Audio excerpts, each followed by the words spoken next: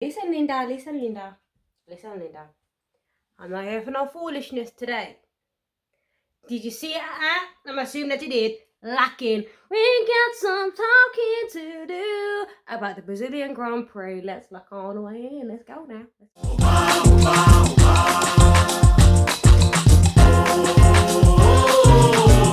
Hey guys, welcome back to another episode of Talking Throttle with me, Alex. We're back and we're back again.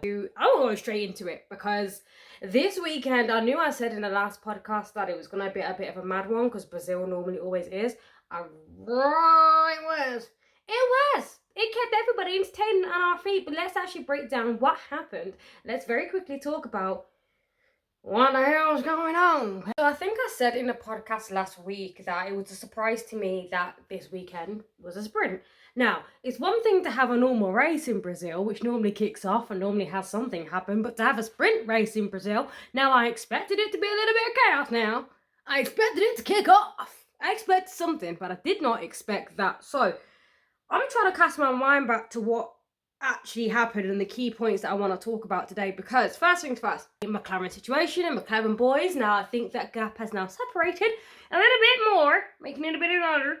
But yeah, Lando did really well this weekend, did really well in this, but not even, I don't think there was any time throughout this entire weekend that Lando messed up, which is a bit out of the ordinary, and he's been consistent recently, so I can take my hat off to him and say fair play. Now, I'm sure he won the race in the end by 10 seconds. Now, it's not the margin that he had, I can't remember what Grand Prix it was, but yeah, I think the largest margin he's had this season is 30 seconds. All right, yada, that's fine.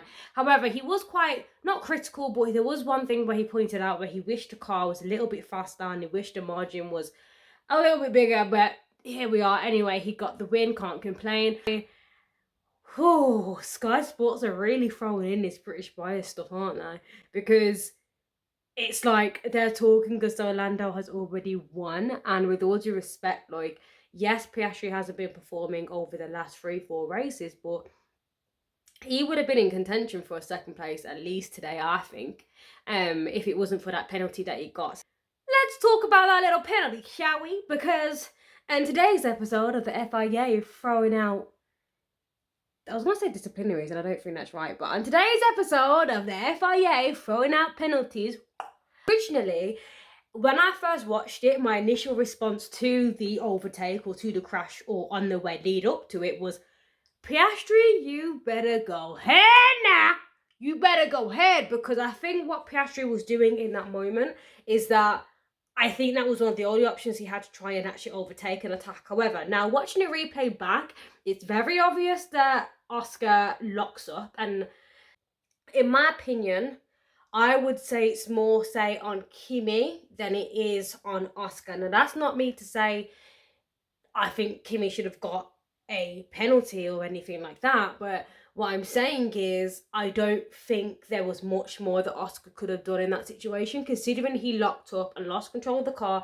Even if he wanted to go closer towards the inside and try and prevent the collision on his right, he had locked up, so he couldn't really move anyway, and it was beyond his control. And I think it was very unfortunate that Charles ended up catching strays there. But then, are we surprised at this point? Because I am convinced that Forza Ferrari has some type of a curse over their heads, and I don't know who they peed off.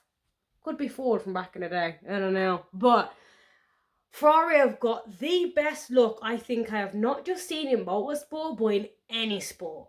And like, let's talk about Charles first of all. He was doing really well, considering the car didn't really have much pace. He did really well to qualify the way that he did. So coming into the race, it was like, okay, considering Ferrari, the car itself has showed no pace throughout the entirety of the weekend, fair play for Charles putting it back. Now, for him to get knocked out the way that he did and get a DNF, I think it was looking at his post-race interview after the fact, it was like, I genuinely felt like I was watching a Charles whose like soul, whole life had just been sucked out of his body, because the poor boy just looked so pale.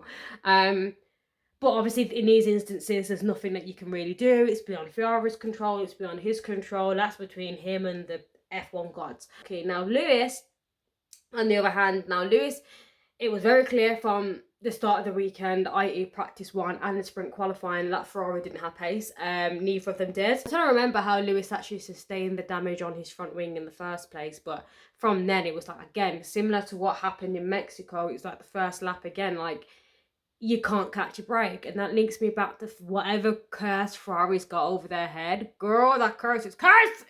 Someone needs to kiss a frog! Kiss that damn frog! I may have to calculate in my head what true love's first kiss is. That what gets you out of a curse? True love's first kiss. I'll kiss Lewis. I'll take one for the team. Yeah. That's not the point though. The point is that Ferrari have a curse and we need to figure out how to break this curse. Somebody better kiss a frog. It's better for him to serve the 5-second penalty in that race as opposed to it being rolled over to Vegas. But the question I really have about Ferrari in the midst of all of that, I understand all of that wasn't their fault, but where does that pace go? I don't know.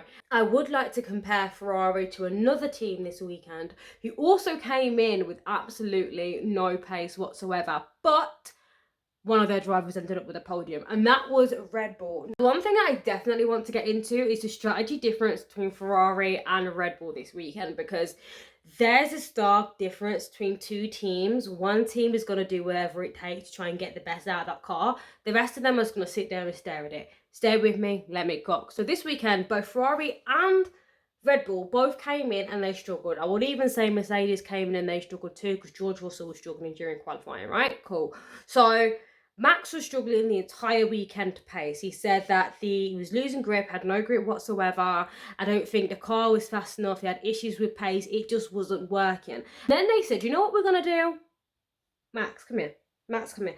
Start you from the pit lanes, and we're going to give this car a brand new engine and a whole new other specs, which is way beyond me and my brain to understand or be able to repeat. Either way, that car went through some upgrades. And they said, we would rather give you these upgrades and start you from the pits than send you out there without the upgrades and letting you fend for yourself. Were they upgrades? Max Verstappen started in the pits and managed to finish on a podium. And this is, now you know me, I'm a Lewis girly, and I'm not getting over 2021, even though it was Max's fault. This was one of the first times during any weekend that I have stood there for fair bloody play Max.